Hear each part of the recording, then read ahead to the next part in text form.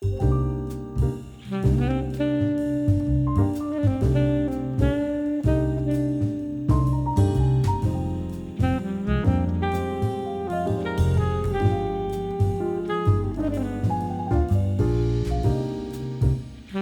it's all about escapism.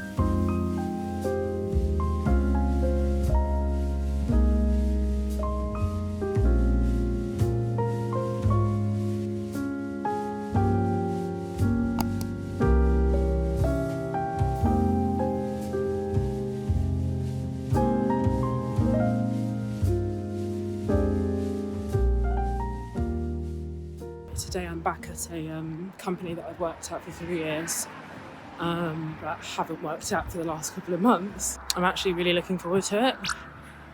It's very lucky that I sort of feel that way about going back to work, which most people would not, obviously. I sort of feel like I actually had too much time off. I fell into some really horrendous habits of sleeping unbelievably late, getting up late, and just actually falling into a cycle of self-loathing, I would say.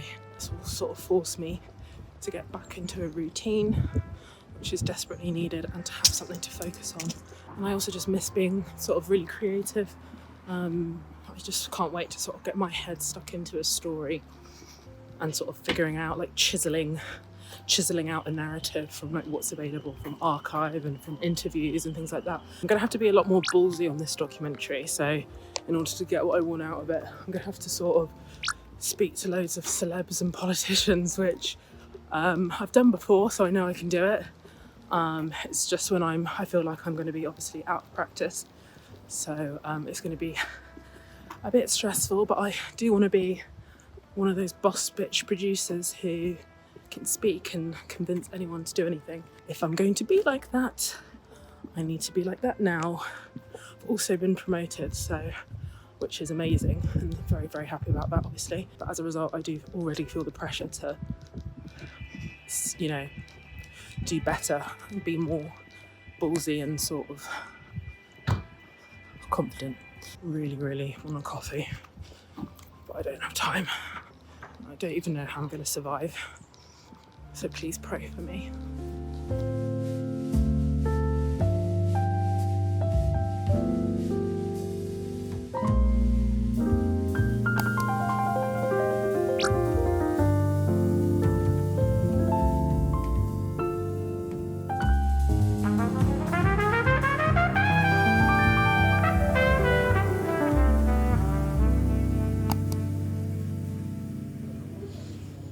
Hello, so I'm on my lunch break. I got a Swedish meatball wrap from Brett. I'm getting used to the 7 a.m. wake up.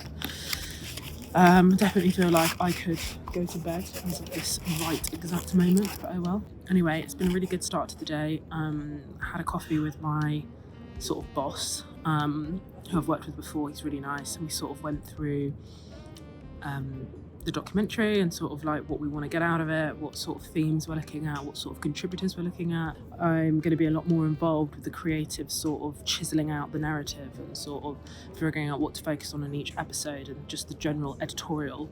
So I feel really happy about that. Such a cute little dog over there. I feel like dogs are just getting cuter and cuter. It's shitting at the moment.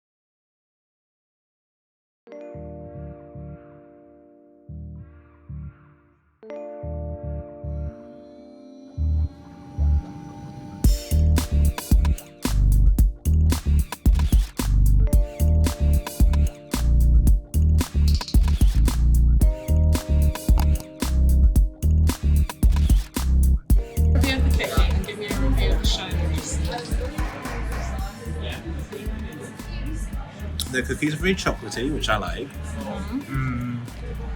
And the play was... We're on the balcony of the Duke of York Theatre and we're about to see a play called Shifters. Shifters! Yeah. Oh, you're already recording?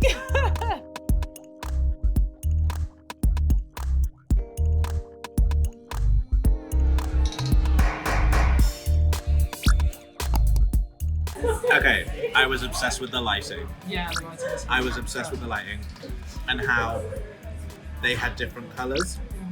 And when she came into his space, it went orange. And yeah, I thought that was really creative. like the different eras of them. Very nice. What would be your kind of expertise as an aspiring writer? I did find it a little tricky to keep track of the timelines, but that's not a critique. It's called Shifters, and I get it. They're going back and forwards in time through their relationship. I was maybe waiting for something to happen that didn't, but overall, I thought it was really, really good. Absolutely amazing performances. The fact that they carried the whole show and it's just two of them, I thought was really impressive. Okay, well, thank you, Dan. And that's how the cookie crumbles.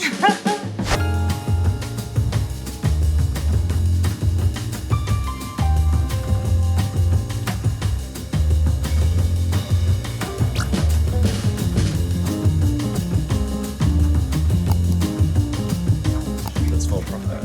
That's what. Charity shop, that's what? For profit. Because obviously for charity shops, they're doing it for charity. Yeah, but you can say that about any shop though. Touche. In the world.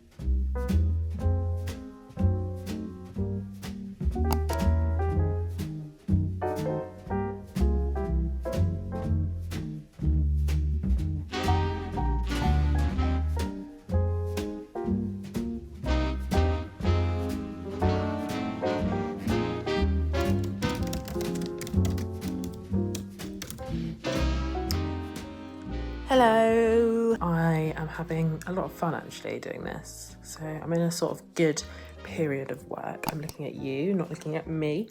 We're in the earliest sort of point of the pre-production phase. Oh, I'm really getting sick of this. So I'm in the really early phase of pre-production, which is which is really enjoyable actually. And it's because I've been promoted and obviously more senior level, got more influence on the creative aspects of everything. It's just really working for me at the moment. It's like exciting. It's like, what can we sort of create? I'm not speaking to anybody. I'm not having to convince anyone to do anything. I'm not having to do anything that's really sort of out of my comfort zone as of right now. I'm just sort of like researching and chiseling like a story and a narrative and moments that we want to cover in the series. I don't know how long this will last. Probably not as long as I think it will. I've got like a degree of creative free reign, and like what I'm actually doing is actually going to go on television as long as something doesn't go drastically wrong. A play called Shifters, but it's about a love story, which isn't really my thing. And one thing about me is I am not soppy in the slightest. I really don't like sop. And if I really have to psychoanalyse myself, because sometimes I don't feel like I'm personal enough on this channel, if you could call it that. So I've actually analysed why I'm not into sop. And a lot of people aren't into sop, but I know very clearly why I'm not into sop, and it's because my parents are still together. They've been together my whole life. I'm really lucky in that sense. But they are not romantic, like at all. Like I have the least romantic parents ever.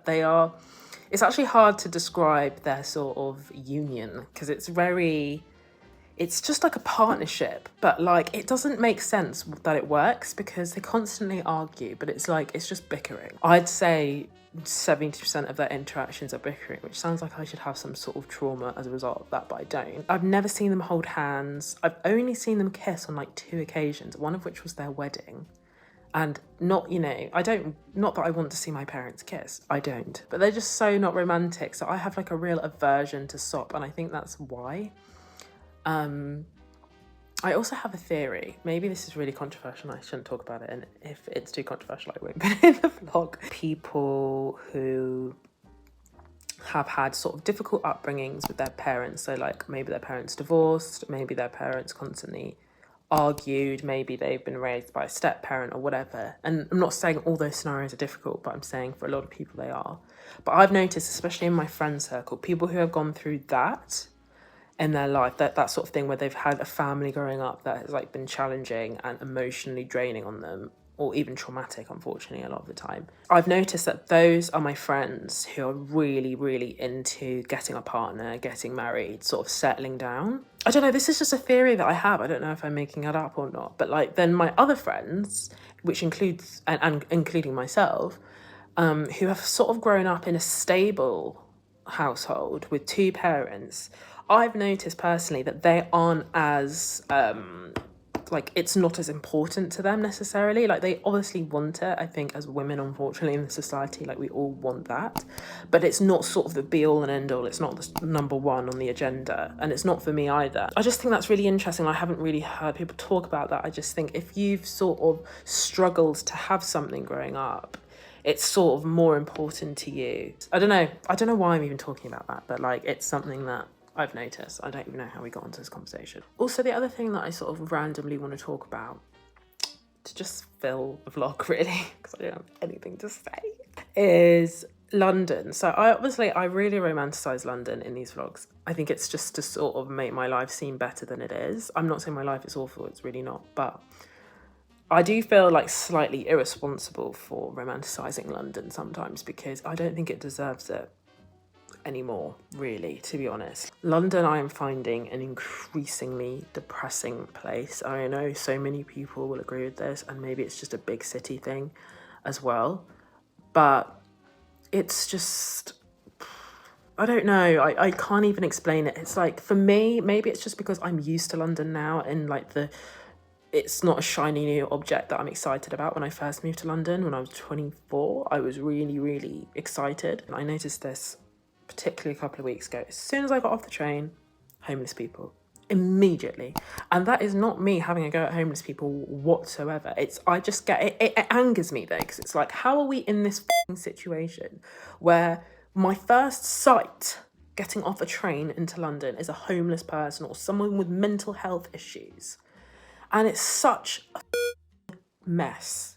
Sorry, I don't want to be negative, but it really angers me. And I don't know who I'm angry at. I think I'm angry at the government. Well, I must be angry at the government because I'm like, why can't we get more of a hold on this situation? This is supposedly a first world country, you know, with one of the best cities in the world, blah, blah, blah. And it just really angers me and it upsets me. And so I just feel like London now, there's so much homelessness, there's so many mental health problems. It's not clean, it's so dirty. I think people in general now, the mood in London is just not good. But it depends on who you are. And I always remember when I was living in South London, there was one time where, I don't know where I was going, maybe I was going to a cafe, probably to work or something like that, or running an errand, going to Lidl or something. And there was this guy in front of me, and he was so sort of well-dressed. Oh my God, what the hell, I've got a spot. You know, as in like, he looked quite chic, you know, he had sort of clothes on that you would assume somebody who earned a decent living would wear, right? Not to be judgmental, but it's just, that was my automatic, unconscious sort of viewing of this person. But he passed me and I sort of realised that he had mental health problems because of the way he was acting. And it feels like people are so at risk now of falling into that situation. You could be doing really well financially. That doesn't matter. Do you know what I mean? That doesn't mean you're better than anyone else. But like, it's just, to me, it just shows the sort of progression of this problem. And I don't have a solution, really. I don't know. Just fucking make everything a bit fucking cheaper, maybe. But apparently we can't do that. And I don't want to, I'm not an economics person. Anyway, that's not really what I came on to talk about. But I'm still in a good mood because of this situation, because of my work and sort of just in general. Had a good night's sleep, so even though my skin's being really wet at the moment, I can feel all these spots and it's really pissing me off. I just wanted to caveat that in these vlogs because I'm not sort of pretending that London is this sort of utopian fairy tale land. I know it's post-COVID as well, but like, I just hope it's a weird couple of years where there's something just off. To me, it just feels like something is off. Anyway, tomorrow's a Saturday.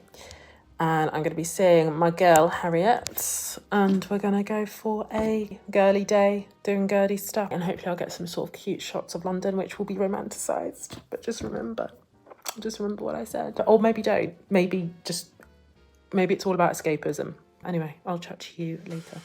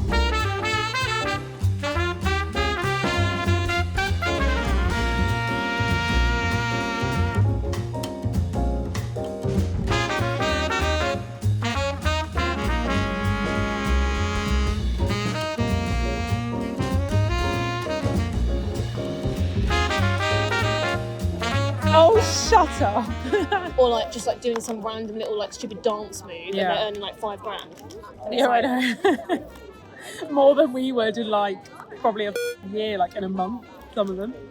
And the money she's earning. Seriously. That's not what I want to do. I want to make really arty things, but I just feel like I don't have the confidence to do that. If I shot exactly what I shot on that iPhone today, but in a Fuji film, the vibe would be totally different. Yeah, but Jess, you say this, that you do manage to create a really cool arty vibe Really? on your videos from quite average things you're going to.